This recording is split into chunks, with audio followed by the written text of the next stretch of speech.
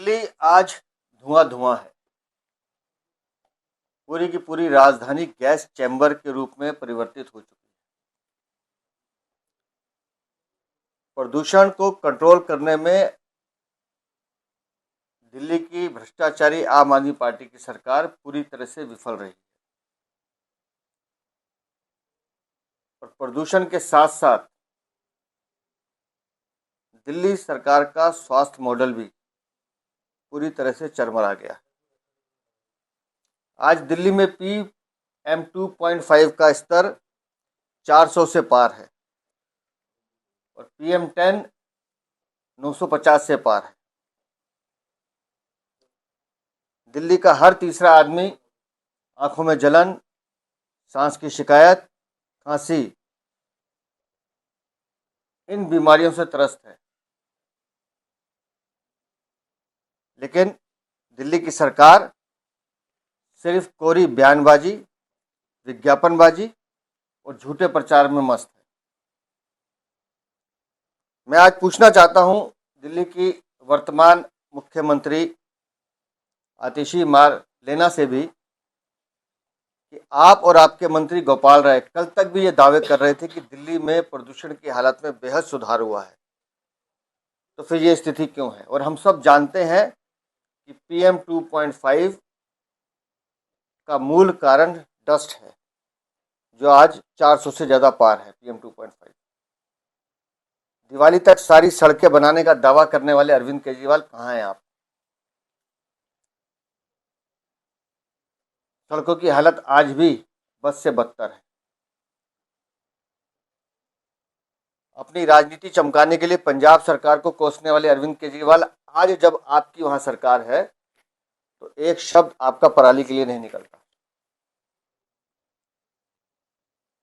आपके मंत्री, आपकी मुख्यमंत्री अनेक राज्यों का नाम तो लेती हैं, लेकिन पंजाब के विषय पे बात नहीं करती।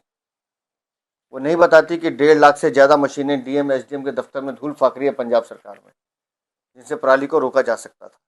330 करोड़ रुपए केंद्र सरकार ने दिए थे। वो नहीं बोलते हैं कि नेशनल क्लीन एयर प्रोग्राम में 37 करोड़ से ज़्यादा दिल्ली को इस बार भी केंद्र सरकार ने पैसा दिया, आप 10 करोड़ से ज़्यादा खर्च नहीं कर पाए। कहाँ है आपकी स्मोक गन? कहाँ है स्प्रिंकलर वो मशीन्स? जिस दिन आपने सड़क पे आना होता है, एक इवेंट करते हैं, उसके बाद कुछ नहीं दिखता। और जो स्मोक टावर लगाए हैं वो मकबरे 22 करोड़ के बन के खड़े हैं, जो आपके भ्रष्टाचार की कहानी बता रहे हैं। दिल्ली को एक तरह से हमारी राजधानी को नरक बना दिया है। छोटे बच्चे, बड़े बुजुर्ग सब प्रदूषण के शिकार हो रहे हैं। तो मेरी आपसे एक विनती है दिल्ली की मुख्यमंत्री, अविलंब छोटे बच्चों का ध्यान रखते हुए 5वीं तक के स्कूल बंद कीजिए, अविलंब बंद कीजिए। बड़े बुजुर्गों को सलाह दे कि वो अब सुबह घर से बाहर ना निकले। और जिन स्वास्थ्य मॉडल की आप चर्चा करते हैं, मुझे नहीं पता आपके वो मोहल्ला क्लिनिक या डस्ट क्लिनिक जो हैं वो क्या कर रहे हैं, लेकिन दिल्ली के अस्पतालों में प्रदूषण से बचने की निःशुल्क दवा का प्रबंध किया जाना चाहिए, जिससे लोगों को इमीडिएट रिलीफ मिल सके।